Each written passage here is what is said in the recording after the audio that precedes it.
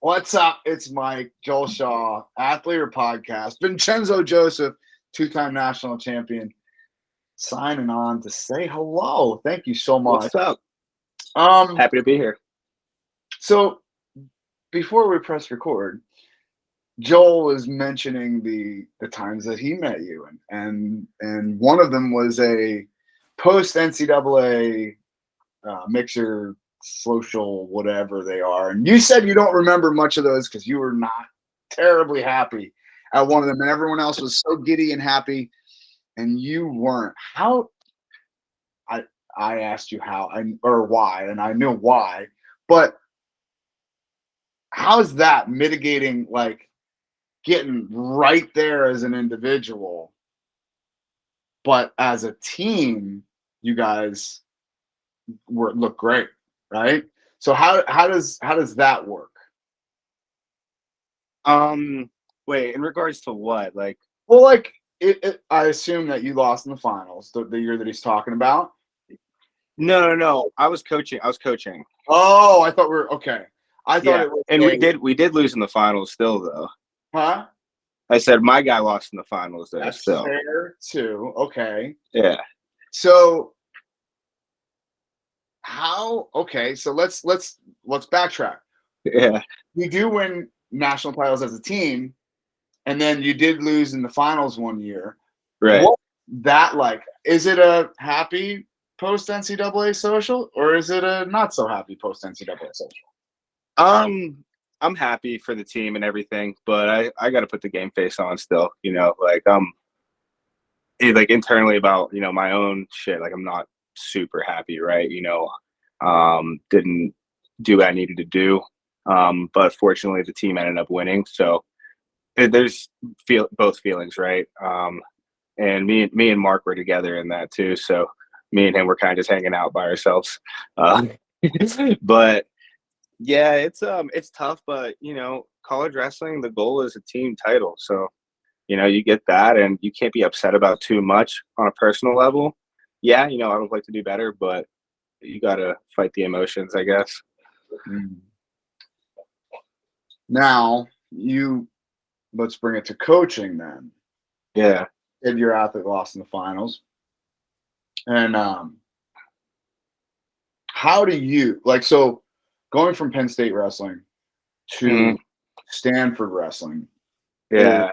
Somewhat of a culture shock. And I mean that in a way of like not just the area, but the expectation. Mm-hmm. How do you kind of curtail some of your expectations as an athlete to the people in front of you?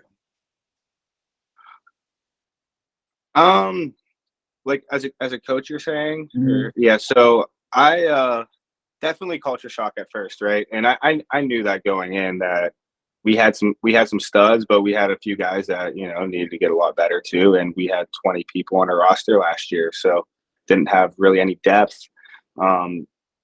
So I mean, it's being patient and stuff. The guys, there's a couple guys there, right? 2-3 guys there that could wrestle and perform at a high level. And, they did frequently, but, you have to make it, you got to make practice for everybody, right? Like things like that. So it's the difference between like, I'll let some guys do some things, but still like, if we're running a practice, we're all doing pretty much the similar things. And it's difficult, man. It really is. Cause like, like half your team, you're trying to teach them to down block, but I'm trying to get Shane to finish on Evan Wick. Mm-hmm. So it's just like a crossroads there of being able to, decipher what the whole group needs and between individuals. And I think we did a pretty good job with that though, for the most part. I think that I was able to help, my guys, Shane, Rio, Jaden, whoever, get what they need in, while, helping the rest of the group too. But they got a lot of more help this year. They had a great freshman class come in. I actually spent a little bit of time over there in December, right after the World Cup, and I don't know, things seem to be running more more smooth. I think they're getting more. I don't want to say help because it's not help, but the university is definitely investing more in them too.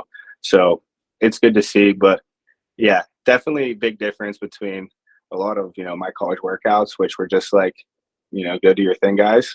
Yeah, exactly. A lot of our practices were that. So, but we couldn't do that. A lot of teams can't do that. Yeah, that's tricky. I remember being in the Penn State room and I was baffled. I was baffled. I'll never forget it. Like, Kale just put me with some kid and he's like, okay, go wrestle. I'm like, huh? That's it? Yeah. Like, that was the instruction. Ready? So it's just like, yeah, pretty good instructions though. Well, I'm saying though, it was an interesting thing, and what the luxury of the rich, and when I say that, I mean it, right? Like it's a good problem to have to walk into a room and just be able to hone in on one group, like a very small group, and then another coach just kind of can hone in on another group. Okay, and then the umbrella instruction is go wrestle. That's it.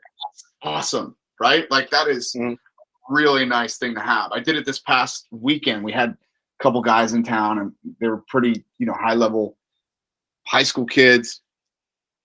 And I just took like a handful of my higher level high school kids and just went, have fun. Go jerk around. Yeah. Figure it out. If you have questions, let me know. I'll be on the wall. Right. Tell them to, wrestle like on the edge of the circle, have fun here, figure it out, just like learn some shit.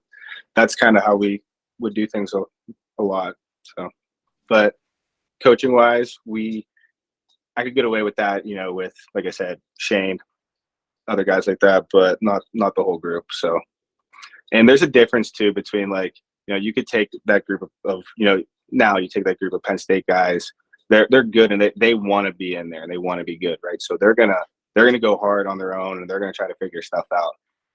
You do that with lower level program, they're gonna actually dick around, like and like not really probably figure much out, not work super hard. So there's a difference.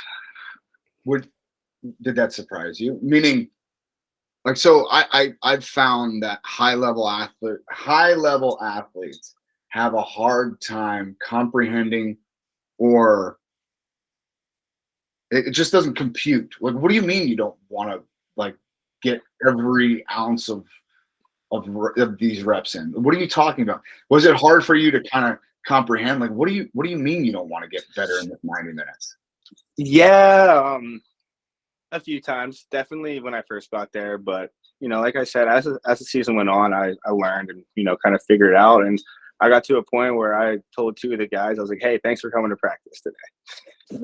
like it got to that point, So you just got to roll with it, man. It's tough to be patient, but that's what it is. And I wrestle with some of the younger guys here still, like at ASU, when they'll come to our RTC practices and stuff, and still got to be patient with them. I tried teaching this kid an outside step, like shot for about 20 minutes the other day. And then eventually he just had someone take a video of me doing it. So,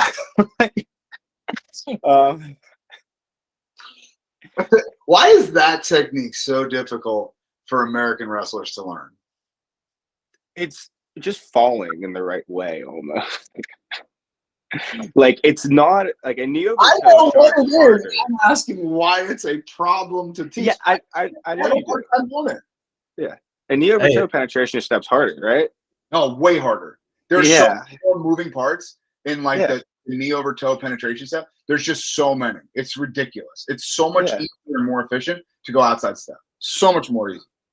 Hey, let's also be fair here. If he knew why it was so hard for American wrestlers to do this, he wouldn't have to have been doing that for 20 minutes. It would have been like a 2-minute thing and they would have been done. You're right. That's fair.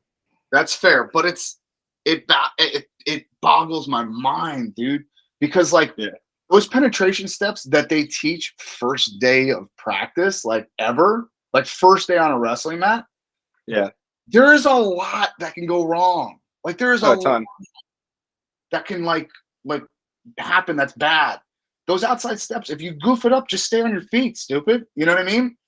So it's just a cultural thing, and that's the reason that we we suck at it or it's hard to teach is because we teach that penetration step first?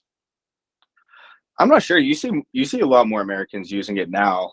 Even like high school kids, good high school kids are using that. I don't know. I think we've always just done like a basic knee over toe. It's American wrestling, right? Club the head and shoot a single. Like I don't know. Yeah, but it's funny you say that too, because like whenever I was in state college, and I was coaching high school still, I had a few pretty good high school kids. I was working at David Taylor's club, and like I'm just watching them, and they're just falling to their knee and swiping at legs, and I had to like kind of break down a few of their shots and teach them how to like penetrate for real. And they got it pretty quick too, because older, higher level high school kids, but still like you see college wrestlers, just falling to a knee, swiping for a leg. Yeah, and we expect little kids to pick that up. I don't know why. But again, I hear you. I agree with you. But in my brain, I still think it should be easy because it's a simpler motion. And I have like such a hard time conveying it to kids. And that's actually a big part of like what we're doing here in Poway right now is like I gotta get these kids more efficient. And I think, part of that, like the efficiency is not just the technical aspect of it. Like these kids, you want to talk about like luxury of the rich. Like one of the biggest problems that we have is that my kids really, really, really, really, really want to win. Well, that's a good problem. Yeah. But the problem is they put so much pressure on themselves.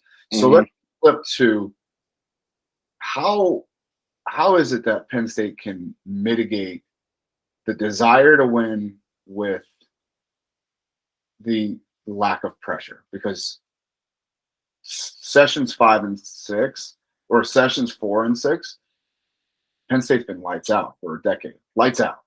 Semis and finals, lights out.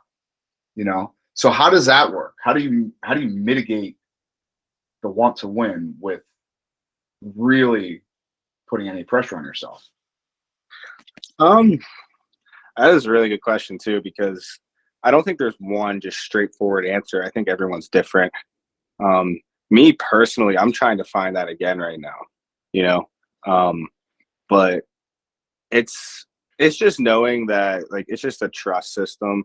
Like you trust your coaching, you trust your training, you trust your technique, you trust your conditioning. You're gonna go out and wrestle 100%. So like you give 100% of yourself. Whatever happens. But like obviously you're gonna fight to win the whole time. That's kind of how I would look at things a lot. I can't speak for my teammates, but that's just what I would think. Like, I trust my training, trust my coaching, I trust my technique, I trust my conditioning, I trust my wrestling.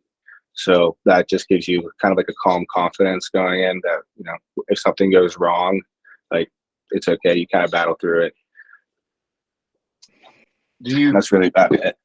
Well, there's nothing wrong. Yeah, that's great. It's just a trust. Yeah. Yeah, but like I know, like saying that, then it's like, all right, but like how though?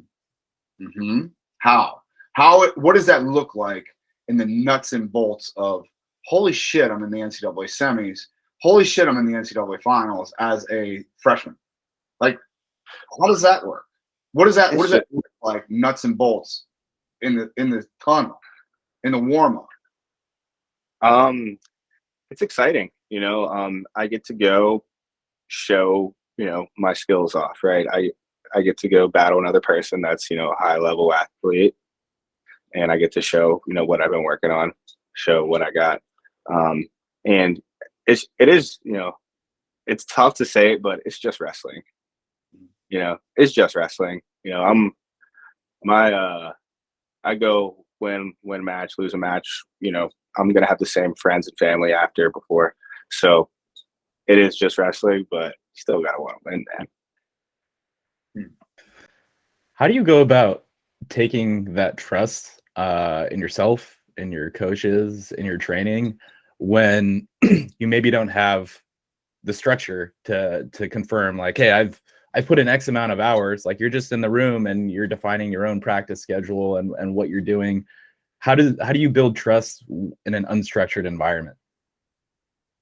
Just probably belief in yourself, and kind of like that was kind of how I competed last year too. I was kind of just doing my own thing. And when you're wrestling like that and you're doing it just for the pure joy of it, you're not getting put through anything, like you just want to compete hard. So like my goal wrestling last year was to just compete as hard as I can, right? And like I didn't like have that trust in my coaching and everything like that, but just trust in myself and my abilities. That'll do it enough too. So, and then making that switch from being an athlete, right, growing up in the Penn State wrestling room where you don't have a lot of structure, and getting to Stanford where you maybe need a lot more structure to get through the day. Of how do you go about building a culture where you can have the accountability to give your athletes the freedom to be able to go define what their practice looks like? I think you need to have a group of talented guys in the room. Like that's, I think having some top 10 recruits helps in that. But it's the level of the athletes, right? So it's like we were saying before. I have 3 guys that could, go in, make their own structure, practice schedule, and run their own practice and learn and get better during that. But the rest we kind of have to put through, and that's fine. I took it all as just a learning experience for me. I know that I'm more than likely going to end up going back into coaching whenever I'm done competing. So wherever I end up, like I feel like I've been with both. I haven't been with like a bad team. I don't like Stanford. I don't think we were bad. We had 5 guys at the Nationals, and 2 All-Americans, a couple more that could have placed. But just being at those different levels and being able to experience that, whenever I do decide to go back into it, I'll probably be pretty comfortable wherever I'm at. Yeah, that's interesting, right? Because they're not a bad team. Stanford was not a bad team. No. Mm-hmm. But it was a very unique team, right? So like you had to deal with just coming back off of being, just coming back after being shot down and cut. You had some of the highest COVID restrictions in the country in that specific area. And it, like all these things kind of spiderweb to lead to, this is not a typical NCAA season. And you only spent, what, 1 or 2 years there? So I was just there 1 year, yeah. Yeah. So it's like you got like the crash course in the other end of the spectrum. Like maybe in State College, things are done for, I don't want to say done for you, but you have to worry about wrestling. You have to worry about wrestling.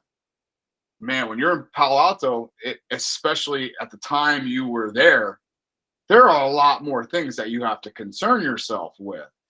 Is that like a bit of a NCAA coaching boot camp for you? I kind of, it possibly could have been, right? We had to deal with a bunch of stuff because of COVID, with trying to raise money, running camps and things like that too. So, funding for our camps, we had stuff get canceled, restrictions on the amount of people that could come, things like that.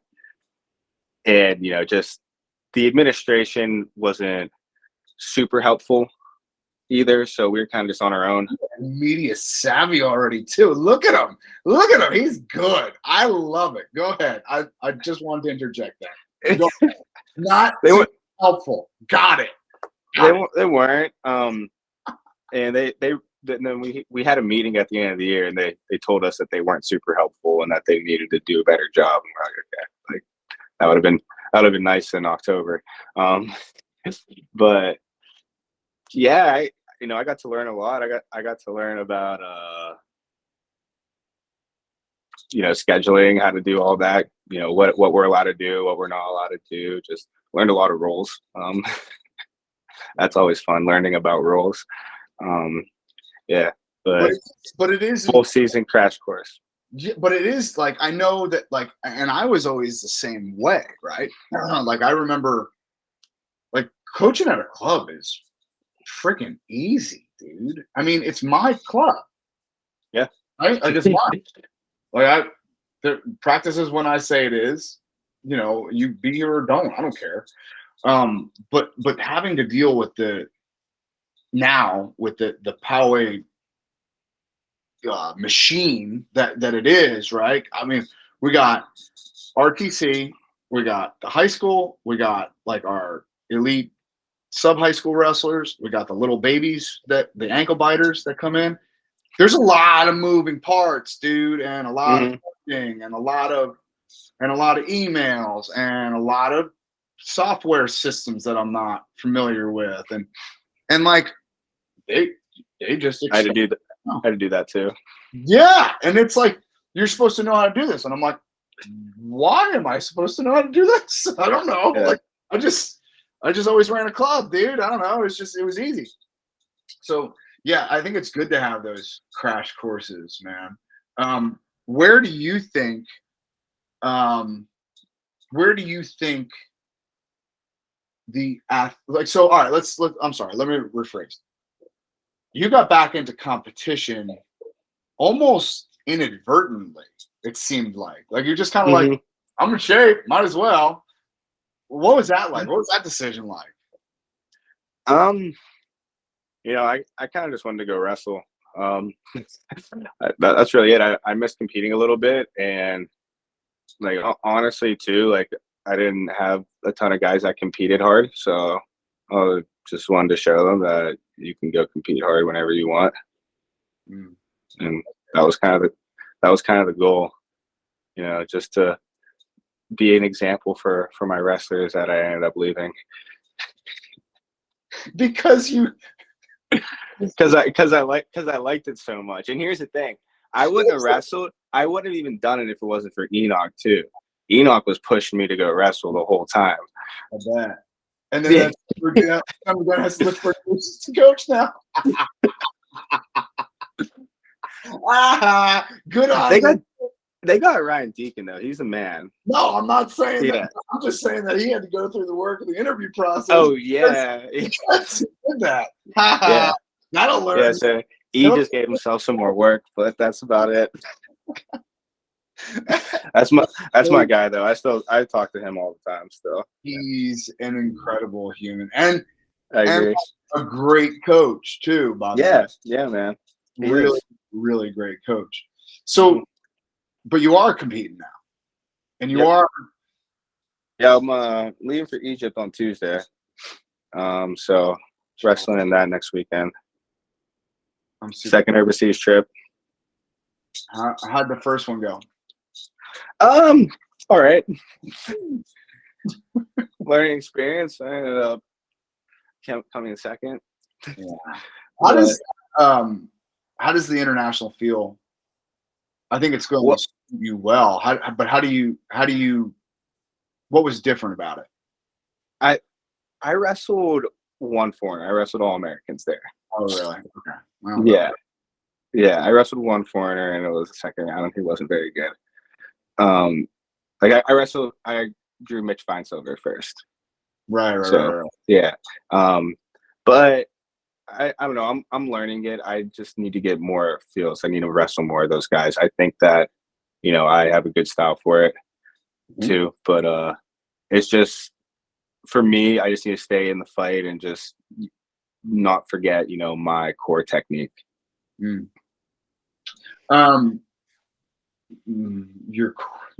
core technique. Yeah. It is hard to describe Vincenzo Joseph's core technique. And here's why I say that. I'll never forget. I don't know if it was the Open or if it was the trials. I'm pretty sure it was the trials where Ringer came off the mat going, and I'm going to put a disclaimer that I'm going to use some pretty foul language right now because he was less than thrilled. He's like, his fucking hips are stupid. What's going on with them? I don't even understand them. And to hear him verbalize what we all know, what we all see, it was really interesting. So while you can sit here and tout your core set of techniques, sir, we are all going to ask you about your hips. And is there any way to train yourself to have hips like yours? Or is that just something that you're born with? I kind of just, I don't know, my face is frozen right now, on my screen at least, but I kind of just learned that I had good hips whenever I was like a senior in high school.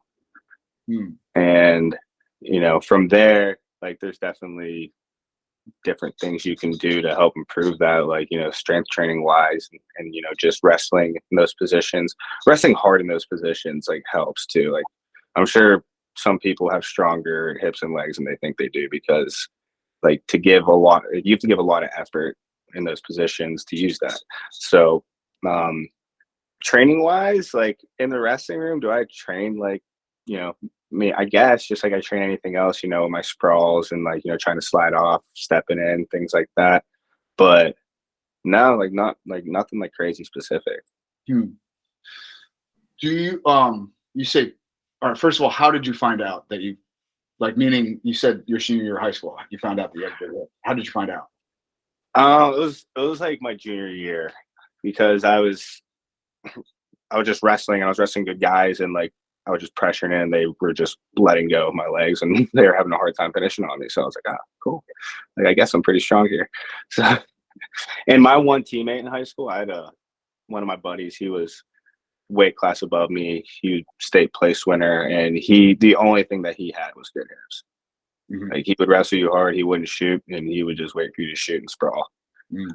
So I was like, I gotta get better than this, get on this level. So then it just kind of came.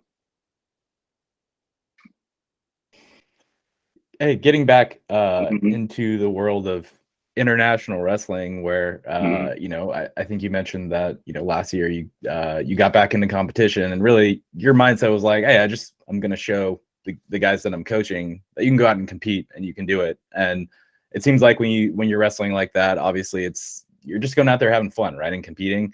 How's your mindset changed now that you're no longer just going out to show the people that you're coaching that you can still compete, that now this is kind of your full-time job now?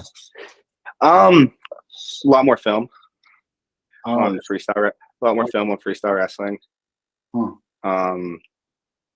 More film and just I don't know. I'm trying to right now, like, honestly, like as I'm going through this whole, you know, spring season, everything, I'm trying to get that feeling, right? Trying to decipher, like, you know, this between like me, you know, I want to wrestle. I love wrestling and like this is what I want to do, but like I don't want to look at it like a job, you know, because like once I start looking at a job, then I'll get, you know, kind of bored or annoyed with it or something and then want to move on to something different. But just staying hungry, you know. I fortunately have Zahid who kicks my butt, so that's a goal of mine to go in there and kick his butt every once in a while, you know. So something like that keeps me, you know, eager, and you know, I have a lot to improve on too, like just a lot, you know, small things, but a lot to improve on. So that's another thing that kind of keeps me hungry, keeps me wanting to compete. You came back at 79K. Are you competing at 74K? 74, yeah. How's that feel? Faster. Meaning a lot faster. You're faster, or no? The action? No. The action's faster. I wish it made me a lot faster. No, but yeah, the wrestling's a lot faster at 74 than at 79. Why? I'm not sure, but maybe it's the people I've wrestled or I've been wrestling, but that's just how it feels. At the pace, and just the actual wrestling speed's faster down just one weight. So I think it could end up benefiting me though. But yeah, that's number one thing. How do you think it can benefit you? Because like, and forgive me, I don't know how else to put this, but it was so cool watching you with just like, maybe a little fluff on you, maybe not in the best shape of your life. It was so cool watching you go out there and go, all right, let's figure this out. I think that there's something to be said for being fat and happy on a wrestling mat. I mean, I was all throughout college, so Yeah. No, I agree, man. But like, I weigh 79 kilos, Right. So like, if I want to compete at the highest level, the best of my ability, if I'm wrestling like exactly the weight I'm walking around at, then it's not going to benefit me a ton. I just, I'll probably I won't be as strong. I won't be in as good of shape, and 74 is the Olympic weight. There is that. Yeah. You talked to Nolf about it much? No. Not at all. Not really. A little bit. No. Really? Mm-mm. I do talk to Nolf, but not about like me and him wrestling each other. That's an interesting thing, man. You got to think about it, right? Because something tells me that there's a better than average chance that it's going to be you two at the trials final, in the final X. We'll have to see how everything goes, but that's definitely the goal, is to get as far as I can in that. And if that's who I end up wrestling, that's who I end up wrestling. That is the most Penn State thing you've ever said to me. That's really good. It's incredible how you said nothing there. That was really good. It is like, I gotta tell you, it's almost relieving because I was waiting to hear it. And that's why you love me. Okay, we'll move along. It's good. Like they and I do a good job at saying a lot but saying nothing. No, you don't do a very good job at all. They do. No, they don't. No, it sounds like nothing at all to me. It's like, I'm like, I don't even listen. I turn it off. Yeah, it's just words. No, it's literally. That's what I mean. Saying a lot of words but not saying anything. Oh my goodness, yeah. It's maddening. It's maddening. I'm like, it's just the most coach speak I've ever heard in my life, and it's almost kind of impressive, really, to say that many words and really give no meaning at all. It's wonderful. It's kind of impressive. But all right, so we can move along though. 2024 is the end of the cycle. Do you see yourself going past that? Again, we'll see at the end of 2024. Oh, you're falling right back into it? Like, all I got was one? Okay, fine. Whatever. We'll see. I got to see how this goes. Right. But as far as body, like your body's holding up, everything's good? Yeah, it's great. You're so full of shit. It's amazing. It's amazing. No, I feel good. You do? I do. Yeah, I genuinely, I do feel good. When I initially got out of like wrestling, just started coaching, I was pretty banged up and I was hanging it up. But, I have some down here. I have some good people I work with, keep me healthy, things like that. How's your approach changed now that you do have to manage your weight? I mean, you mentioned when you were at Penn State, you weren't cutting a whole lot of weight, and I made myself cut weight there. I had to cut weight because I just had to. I would get big, but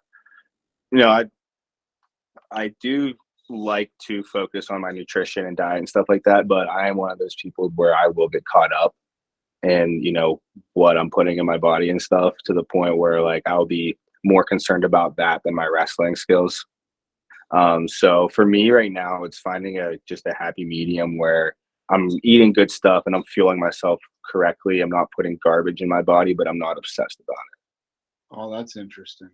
How do you find yourself obsessing?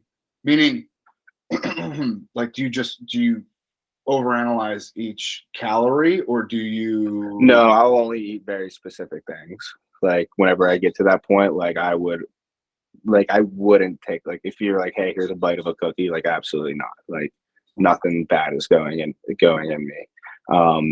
And like I said, whenever just me as a person, there's some people that can, live that lifestyle and be in great shape, and that's their, that's them, and they compete at a high level. Me, like I said, I feel like I'll get obsessive over small things like that. Whenever, bigger picture is like, who's better at wrestling, not who ate healthier last week. Mhm. So it's just, like I said, finding that space where I am, fueling myself correctly, but I'm not obsessed about it. And I think right now I'm doing a pretty good job with that. Do you have any tips for some of those younger wrestlers out there who are like first time cutting weight? Like how do I find that happy medium? Man, just stay away from sugar. That's just the thing. Stay away from sugar and like gluten. Those are two main things I'd stay away from, and then figure it out from there. But Yeah, we try our best in my household, because my son's really into it. He really likes wrestling. Mm-hmm. I tried really hard to make sure that he never cut weight ever, ever, ever. But that's not realistic, right? Like that's not a realistic thing. Like if he's going to a national tournament, you in order to compete at a high level, you have to take a little bit of weight off, especially if you're doing weight classes. So we try to just like verbalize it differently. We try to talk about like, okay, well, we're gonna eat a lot cleaner over the next month. Like we're gonna X out the snacks and the cookies and the sugar and we're just gonna take that stuff out of it, and then we'll kind of assess the weight 3 weeks in. And go up in weight, then you need to go up in weight. I guess is there a better way to teach kids to do this? I'm not sure. I think that's a tough question, because I think that, especially if you're going to change diet, something like that, that's something that needs to be done like over time. Mm-hmm. If I change my diet, 2 weeks before I go wrestle or something like that, my body's going to be, if I'm, eating sugar, bread, whatever, and change it 2 weeks before, my body's going to be craving that stuff, while I'm training, and my body's just going to get broken down because I'm not getting what I'm used to getting. So either like sometimes you can gain weight from that too, even, and a lot of times you just feel like garbage from it. So I think that like I've been saying, for me, not obsessive about it, but just like consistent like healthy eating. That's really it, and I'm at the point where like every once in a while, yeah, I'll cheat meal, something like that, but consistent healthy eating is what I've been on recently. And then you kind of, become like, you start to crave that stuff then, right? If you're eating candy, you're going to crave candy. If you're eating, my senior year of college, I think it was my senior year of college, I ate so much spinach. Like that was like, because I ate it so much, and then my body would just start craving it. Like that's what I'd eat for a snack, because that's what I wanted. I would just grab a bag of spinach and just eat it raw. Like, cause that's just like, that would be that'd be my snack that I wanted all the time. Like I'd be like working out, like, oh, I can't wait to go home and get some spinach. Now I don't do that now, but like, right. Yeah, like, so I think that's a big part of it too, doing it like within certain time, and not just like waiting and then be like, all right, I'm going to eat healthy now, and then start like a few weeks before, because then your body just doesn't react the same way. It takes those few weeks to get adjusted. What else, Joel Shaw? Anything else for him? I think that might be all that I've got. Vincenzo, do you have anything that you want to plug? No, I don't. Yeah, I got nothing. Thank Not you. even your podcast? Well, I haven't done a podcast in a while actually, but me and JB gonna get back to it here soon. So I'll probably do a podcast with Bash in a little bit, but that's about it. That Egypt tournament next weekend, we got a bunch of guys going there. Are you gonna go see the girls? I hope so. Dude, I'd be so jealous. I'm obsessed. Yeah. I'm obsessed. To travel, it's about a 36-hour travel there. I know. It's a brutal. Like, so the only one that I've seen that's worse is the Eureka. Eureka, tough go as far as travel. That's what I've heard too. But yeah, like, France was like, I wrestled in France a few weeks ago. That was the first time I was ever overseas. Oh, really? Oh, that's yeah. Cool. That's cool. Yeah, it was the first time I ever left the country. Really? Yeah. That's pretty cool. Yeah, no, it was great. Henri de Glane, it's in Paris? Nice. Nice, that's right. How was it? Was the food good? Food was good. Place was beautiful. Yeah. Went to this little beach. It was sick. Nice. Walked around a lot, made my legs tired. Not a good idea.